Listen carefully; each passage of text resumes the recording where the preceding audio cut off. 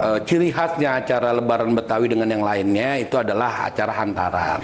Hantaran itu gimana caranya yang muda menghormatin yang tua dengan bebawaan. Kita bebawaannya apa? Ya biasanya dalam bentuk makanan. Lebaran Betawi ini udah 18 tahun. 18 tahun. Kita pernah nggak ngelaksanain zaman Covid. Waktu pemerintah gubernurnya Bang Poke, Pak Jibowo dulu tahun 2008 dilaksanain Lebaran Betawi pertama kali di lapangan Banteng atas usul atau masukan dari salah satu tokoh Betawi, tokoh kita itu namanya Bang Haji Amarul Asbah, Bang Wo. Beliau terinspirasi dari proses Lebaran Betawi yang masih eksis sampai sekarang di Kosambi. Dulu saya merasain Bang, waktu masih kecil itu Babe punya anak berapa 5 orang. Nah anak-anaknya itu cuman si bontot doang nih nggak bawa nih. Kita bawaan deh tuh. Bawa rantang, bawa tenong, bawa buntelan, isinya kue. Kue, makanan, uli, geplak, wajik, apa segala macam dah tuh. Nanti datang ke rumah tokoh, rumah yang lebih tua, kita kasih. Kalau di daerah di luar, Bang, itu ada yang namanya gerbek sawah, ada yang namanya maksud satu suro dan lain-lain. Nah di Jakarta ini nggak ada, makanya akhirnya diusulkan bagaimana yang menjadi ikon, salah satunya lah Lebaran Betawi ini salah satu event terbesar. Lebaran Betawi itu insya Allah tanggal 10, 11 dan 12 bulan April tahun 2026. Yang pada penasaran, jangan lupa deh datang deh tanggal 11, tanggal 12 tuh. 11, 12 mau berburu kuliner, mau foto-foto hunting tentang kebudayaan Betawi. Ini momennya, jangan sampai kagak datang. Jakarta kota kita, bukan punya fa. Oke, assalamualaikum warahmatullahi wabarakatuh. Kembali lagi bersama saya Baba RT Ompong, yang muda kagak, yang tua kagak, mudanya udah kelewat maksudnya. Tapi tetap ngangenin. Jadi begini saudara-saudara, saya mau kasih pantun dulu buat saudara-saudara. Ya kayu jati dimakan rayap, anak kambing nginjak bekicot. Daripada abang-abang pada ngayap, mendingan tonton terus Betawi Bacot. Alhamdulillahirrahmanirrahim. Kali ini saya kedatangan narasumber. Orang punya nama pokoknya dah. Yang dia mah badannya koker dari Jakarta Utara. Nih, kita tanya dulu nih. Abang Boim. Iya. Bang Boim. Siap. Iya, alhamdulillah ya. Ngomong-ngomong di Jakarta Utaranya mana Bang Boim? Tanjung Priuk. Tanjung Priuk. Waduh, Tanjung Priuk dekat laut. Jauh. Masya Allah. Asli situ Bang Boim? Kalau aslinya ini dari Cengkareng. Oh, dari Cengkareng. Kita punya harim orang situ. Jadi sejak 2006 kita tinggal di situ. Sejak 2006 tinggal di Tanjung Priuk. Parakas. Tapi ngomong-ngomong nama aslinya pasti bukan Bang Boim dong. Nama panjang apa? Kalau nama panjang Boim. Oh iya. Gitu. Susah kalau anak ini mah. Ya, ceritain dulu dah Bang Boim, dari mana gitu, terus aktivitasnya apa gitu. Oke. Pantun dulu boleh ya? Boleh, pantun dulu dong. Aja dong. Birdi Kulum ke Sandung Batur. Assalamualaikum warahmatullahi wabarakatuh. Waalaikumsalam warahmatullahi wabarakatuh. Terima kasih Bang Abar, Bang RT. Iya, nama asli ya di KTP Muhammad Ihwan Ridwan. Jangan tanya kenapa jadi Boim, terpanjang. Iya. Panggilannya Boim, yang paling gampang. Jadi orang Betawi itu ada istilah poyokan. Nama poyokan. Iya, kecil lahir di Jakarta Barat. Dari orang tua saya tinggal di Duri Kosambi, Jakarta Barat. Ngareng. Nah, kemudian sejak nikah kita pindah ke Tanjung Priuk. Jadi kayak kebetulan Anwar juga anak Parakas. Gitu Bang. Iya. Nah kalau aktivitas hari ini saya kebetulan kalau di Kebetawian saya ketua DPD Bamus Suku Betawi 1982 Jakarta Utara. Ketua DPD Bamus Suku Betawi 1982 Jakarta Utara, dan pengurus juga di pengurus pusatnya di Bamus Suku Betawi 1982. Kebetulan di bidang politik. Di Gitu. bidang politiknya. Ini Iya. politiknya politik kebudayaan tentunya ya. Iya, insya Allah dah pokoknya. Gimana ya, Bang Akbar? Oke, ini kan yang saya dengar ya mau ngadain apa itu Lebaran Betawi ya? Nah, Lebaran Betawi. Itu kapan Bang rencananya? Lebaran Betawi itu insya Allah tanggal 10, 11, dan 12 bulan April tahun 2026. Besok dong nih. Iya, Sabtu besok nih. minggu besok. Berapa hari kira-kira? Ya 3 hari tuh, tanggal 10 kita mulain dari acara Maulud. Jadi orang Betawi itu nggak jauh-jauh dari Maulud. Oh, jadi sila kata tuh mangkatnya ini Malam malam mangkat. mangkat kita pakai maulud. Malam mangkat kita Maulud, kita Pakai Maulud. doain arwah supaya acaranya berjalan dengan lancar dan sukses. Nah, kemudian tanggal 11-nya hari Sabtu itu acara seremonial. Itulah nanti ada tamu-tamu, undangan-undangan, tokoh Betawi bakal hadir. Seniman-seniman Betawi bakal hadir. Kemudian jangan lupa Pak Gubernur juga insya Allah bakal hadir. Gitu. Pak Gubernur nih. Gubernur. Berarti yang Pramono. ngebuka Pak Gubernur gitu, yang buka. Yang buka nanti Bang Anung, Pak Gubernur. Mantep saudara tuh. Jangan sampai kagak hadir tuh, ya.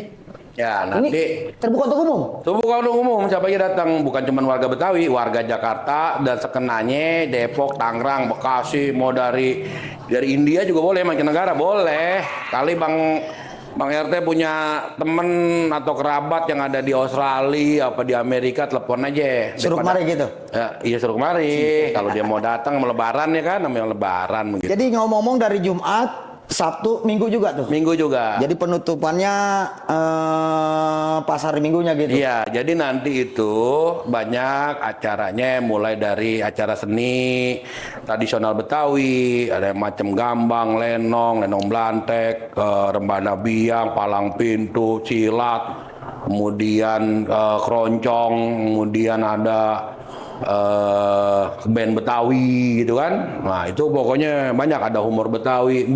Bukan cuma seni aja, ada kuliner. Kulinernya ada juga. Kuliner UMKM Betawi, mulai dari makanan-makanan khas Betawi tradisional, terutama yang udah pada masuk WBTB. WBTB apa tuh WBTB? Nah, WBTB itu warisan budaya tak benda.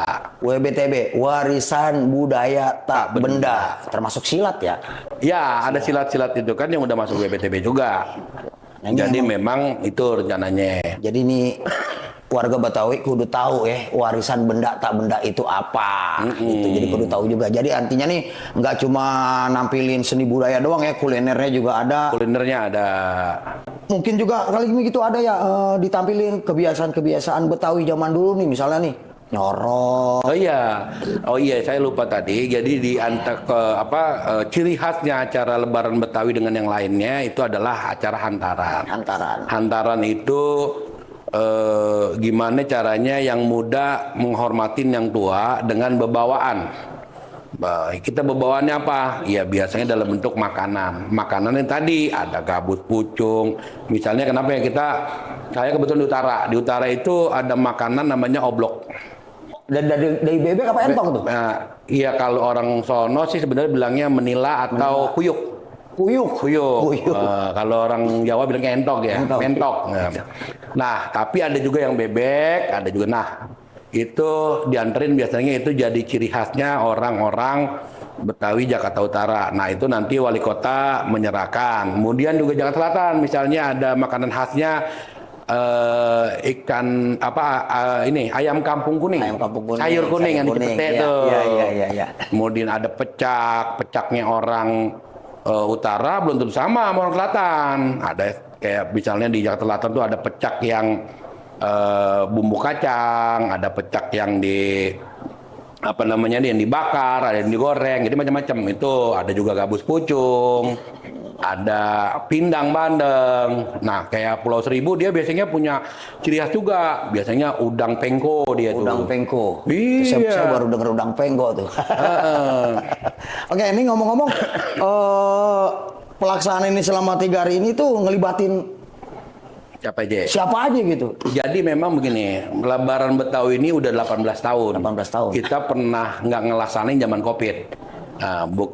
Jadi zaman waktu gubernurnya Bang Poke, Pak Oji Bowo dulu tahun 2008 dilaksanain Lebaran Betawi pertama kali di lapangan Banteng atas usul atau masukan dari salah satu tokoh Betawi. Tokoh kita itu namanya Bang Haji Amarul Asbah, Bang Wo. Bang Wo. Beliau terinspirasi dari proses Lebaran Betawi yang masih eksis sampai sekarang di Kosambi. Yang ini di Kosambi. Di Kosambi yang 7 hari. Iya, Ya, jadi keliling kampung.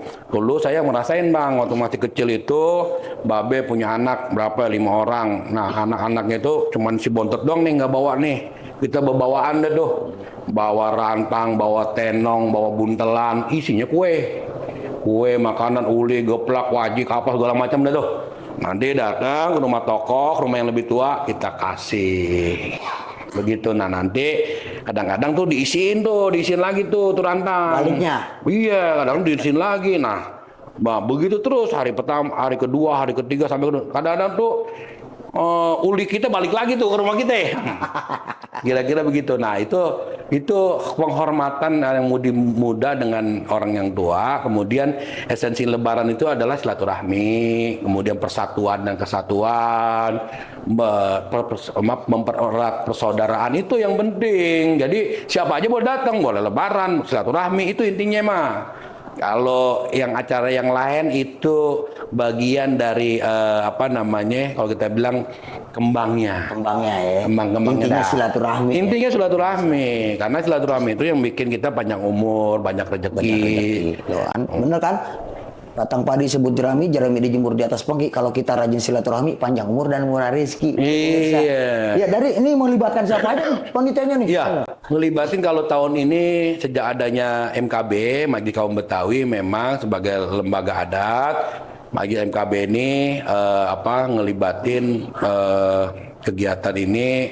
Ada Bamus Betawi yang dulu diawalnya dari Bamus Betawi, kemudian ada suku Betawi 982, kemudian ormas-ormas, kemudian dan kerjasamanya dengan pemerintah daerah. Jadi dulu zamannya Bang Poke, Pak Oji Bowo ini kerjasama dengan pemerintah daerah. Nah, memang sejak COVID ini ada pengurangan karena memang efisiensi anggaran dengan menyesuaikan situasi dan kondisinya gitu kan. Nah, alhamdulillah ini masih tetap eksis, masih tetap berjalan. Nah, kenapa? Ini kalau di daerah di luar, Bang, itu ada yang namanya gerbek sawah, ada yang namanya maksud satu suro dan lain-lain. Nah, di Jakarta ini nggak ada, makanya akhirnya diusulkan bagaimana yang menjadi ikon, salah satunya lah Lebaran Betawi ini salah satu event terbesar melibatkan pemerintah daerah, dan kita kebetulan disupport anggarannya dari pemerintah daerah. Nah, untuk bisa terlaksana dengan baik. Nah, itulah kemudian kita kemas, mudah-mudahan pemerintah kita ini di bawah pimpinan Gubernur Pramono Anung ini atau Bang Anung bisa optimal lagi, bisa berjalan dengan baik, dan mungkin nanti ke depan lembaga adat kita ini, MKB ini, bisa masuk dalam perda. Nah, kemudian itu bisa diatur lebih baik ke depan, gitu Bang. Jadi Lebaran ini intinya mah di poin sakralnya itu silaturahmi. Terus menjaga juga ya budaya kita, ya, jangan sampai orang nggak tahu gitu. Nah, jadi kenapa silaturahmi itu kan kita antaran nanti wali kota kepada Pak Gubernur, kemudian ada ormas kepada Bamus Betawi, begitu kan, pada tokoh-tokohnya. Nah, di situ warga Betawi, warga Jakarta atau ini yang mau salaman, silakan salaman sama ketua lembaga adat, Bang Poke, ketua Dewan Adat kita, atau salaman sama Pak Gubernur, silakan. Gitu, manfaatin dah kesempatan tuh buat silaturahmi, begitu Bang.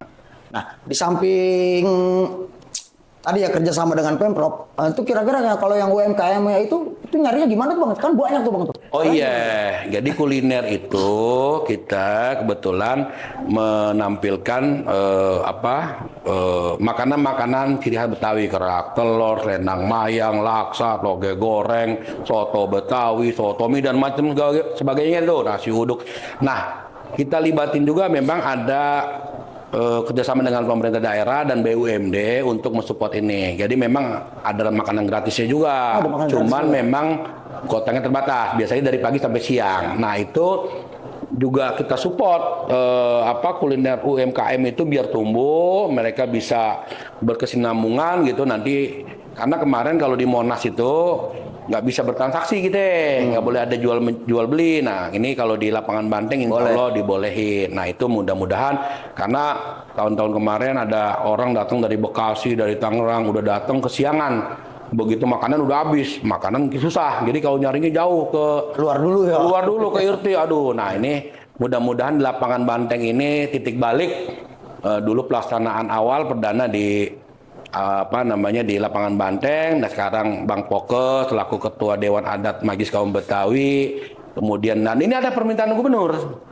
Permintaannya Bang permintaan Bang Anung nih. supaya di lapangan Banteng biar lapangan Banteng ini diaktifasi. Jadi memang kita sangat bangga ya, Pak Gubernur ini sangat peduli, sangat perhatian dengan budaya Betawi. Gitu tuh, Bang. Jadi artinya ngerekrut yang jualan-jualan itu ya melalui BUMD.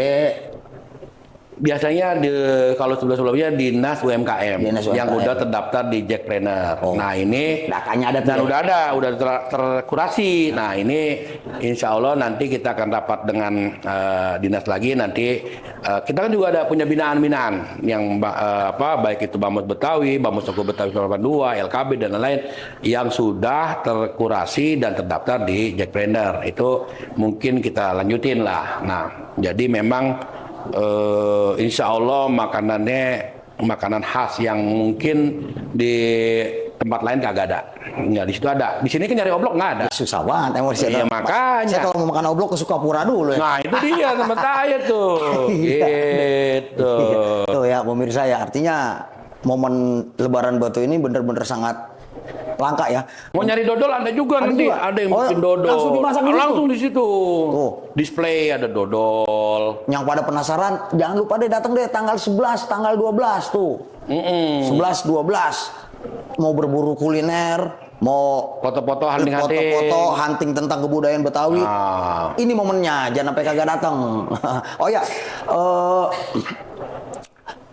dengan adanya Lebaran Betawi ini yang dari udah 18 tahun. 18 tahun ini, harapannya Bang Boim itu kedepannya gimana sih Lebaran Iya, Betawi itu? harapan ke depan di bawah Magis Kaum Betawi ini nanti akan diatur lebih baik dan melibatkan seluruh stakeholder yang ada. Bahkan kemarin usulannya Pak Gubernur pada saat silaturahmi mungkin bisa dilakukan di wilayah-wilayah. Jadi nanti ada gong besar. Gong besarnya tingkat provinsinya di mana? Sehingga lebih baik. Nah, kalau dulu tuh kan sempat sebelum COVID wali kota itu punya rumah-rumahnya sendiri. Oh, Stan nih wali kota Jakarta. Iya. Di sini nampilin apa? Abang pernah tuh kan? Pernah dulu. Nah, kalau sekarang memang karena EPC Cianggaran dan lain-lain kita walaupun tidak besar tidak ini tapi dengan situasi yang sekarang situasi global yang memprihatinkan ya kan di internasional sedang ada peperangan saudara-saudara kita yang ada di Palestina, di Iran mungkin nggak bisa lebaran. Nah kemudian ada saudara kita yang kemarin habis kena musibah di Sumatera, di Aceh. Nah di kita laksanakan dengan hikmat tapi tidak mengurangi esensi karena esensinya tadi yang penting kita guyup, kita bersatu, kita silaturahmi. Nah itu kita mempererat tali persaudaraan. Yang lainnya kurang-kurang dikit ya kita harus merasa ini. Ada santunan juga insya Allah. Santunan juga tuh.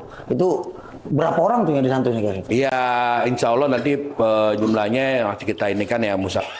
Nanti ada santunan anak yatim, ada doa bersama buat saudara-saudara kita yang kena musibah. Kemudian ada penampilan yang baru juga ada juga nih kayak lomba menggambar anak anak kecil, ada permainan anak juga nih, ada tokadal. Abang udah pernah main tokadal? Iya. Wah gitu, ada egrang. Itu perlu dihidupin lagi tuh. Nah itu kita hidupin di hari kedua, hari ketiga tuh, hari Minggu. Hari Minggunya tuh permainan tradisional ya. Permainan tradisional anak Betawi. Nah kemudian ada literasi, ada mobil-mobil mobil-mobil perpustakaan.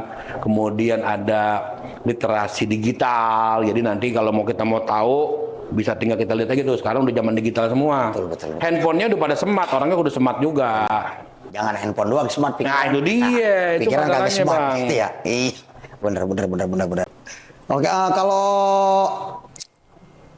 dampaknya nih ya dengan adanya Lebaran Batu ini, dampak ke masyarakatnya gimana tuh Bang tuh? Ya, kita harapin memang sekarang kan juga ikon Lebaran Betawi udah jadi ikon nomenklatur sendiri ya. Jadi orang banyak yang nyelenggarain Lebaran Lebaran Betawi di Anu, Kampung Iya, Anu ya kan. banyak tuh. Dan itu memang udah punya efek sendiri gitu kan. Nah, itu harapannya memang ini tetap dari bottom up itu tumbuh. Nah, mudah-mudahan secara budaya dia tetap lestari. Jadi kalau kita udah ada undang-undang pemajuan kebudayaan misalnya, ini harus masuk dalam perda atau pergub ke depan, ya harus dianggarkan dan ini lebih baik. Nah, kemudian supporting pemerintah daerah terhadap kesenian, senimannya, kemudian dari pelaku UMKM kulinernya. Nah, kalau dulu kan ibaratnya seniman Betawi lebarannya kalau giliran HUT Jakarta doang. Iya, HUT Jakarta doang. HUT Jakarta sebulan tuh kan. Iya. Habis itu udah. Nah, kalau sekarang selain HUT Jakarta ada Lebaran Betawi. Jadi memang ya mereka kita bisa libatin banyak seniman-seniman tradisional kita ya semacam lenong dan lain-lain. Itu bisa berpartisipasi, bisa berekspresi sehingga kesenian kita juga bisa eksis gitu. Dia bisa establish, bertahan karena kalau kadang-kadang nih dalam HUT Jakarta ya di PRJ udah habis itu Kelar. puasa lagi deh. Puasa lagi. Dia sebulan dia lebaran, istilahnya lebaran anak orang seniman ya, pelaku seni 11 bulan dia puasa lagi. Bengong di rumah. Bengong dah. Nah, ini kita ngarepin manggil. kita ngarepin ini budaya ini semakin populer, semakin terbiasa di mata dan telinganya warga Betawi khususnya dan warga masyarakat Jakarta umumnya, sehingga kita bisa saling menghidupkan begitu. Jadi pemerintah dari anggaran dari rakyat, dari masyarakat melalui pajak kemudian untuk menghidupi kesenian dan masyarakat yang ada. Jadi intinya dampak positifnya ya, jadi pekerja-pekerja sini kita tuh jadi dapat panggung gitu ya. Oh iya dong. Biar mereka bisa tampil. Iya. Syukur-syukur mah nggak cuma Lebaran Betawi aja nanti dikembangin ya. Iya. Bila perlu tiap bulan bikin acara gitu. Nah, luar kita biasa. soal dulu malah banyak kadang-kadang ada zaman Pak Bang Poke dulu ada Abang None dari bule-bule. Oh, jadi pesertanya bule-bule. Iya, jadi Abang None yang ada di Jalan Jaksa, mereka bukan maksudnya orang bule yang ada di Jalan Jaksa, mereka berpartisipasi pakai Baju Betawi. baju Abnon. Wah, itu luar biasa tuh. Nah, tahun ini mudah-mudahan nanti kita lihat ya, mudah-mudahan. Mungkin kalau yang bulenya lagi pada bingung karena ada ini ntar mungkin orang Arab kali dia. Orang Arab ya. Orang Arab jadi Abang None. Hidungnya lancip-lancip. Iya. Oke, ya. Jadi intinya dampak positifnya sangat terasa ya dengan adanya kegiatan-kegiatan Lebaran Betawi seperti ini gitu ya. Terakhir Lebaran Betawi itu kapan sih itu? Tahun lalu di Monas, beberapa tahun lalu setelah COVID itu mulai dilaksanakan di Monas, memang itu tadi masih penyesuaian Bang. Penyesuaian. Karena memang buat Lebaran Betawi event besar ini tidak harus mengeluarkan uang yang anggaran yang cukup besar. Makanya harus disupport oleh pemerintah daerah. Kalau cuma dari dana hibah doang nggak cukup. Nggak cukup ya. Iya, makanya semuanya harus berpartisipasi. Bang Akbar berpartisipasi kita boleh juga. Misalnya mau jadi MC, kita terima Bang. Tapi jangan nanya bayaran nih. Iya. Nah. Iya. Bisa aja Om ini. Kan mau partisipasi. Bener. Ya kalau buat Betawi mah apa sih yang kagak? Iya, kan, pokoknya gitu. kita kasih dia kerak telur mah aman dah. Makan kopi mah aman pokoknya Iyo. gitu. Oke, Bang Boim nih terakhir ya, pesan untuk generasi-generasi penerus gitu ya, supaya tradisi budaya kita ini nggak punah itu gimana nih? Nggak cuma dengan Lebaran Betawi doang gitu. Iya, Pesan gitu. makanya saya bilang cerita tentang asal muasal Lebaran Betawi tadi itu, kita nih dari kecil diajarin sama orang tuanya. Nah, makanya abang besok kalau datang ajak anak-anak, ajak istrinya, ajak keluarga, numplek di situ silakan. Nah, kemudian buat generasi muda ini harus dibiasakan. Nah, kita juga ada insya Allah ada tamu dari ada sekolah, adik-adik kemarin Dinas Pendidikan akan ada 2.000 anak-anak sekolah yang meramaikan itu tadi, yang ikut nanti egrang, apa, lukis, segala macam.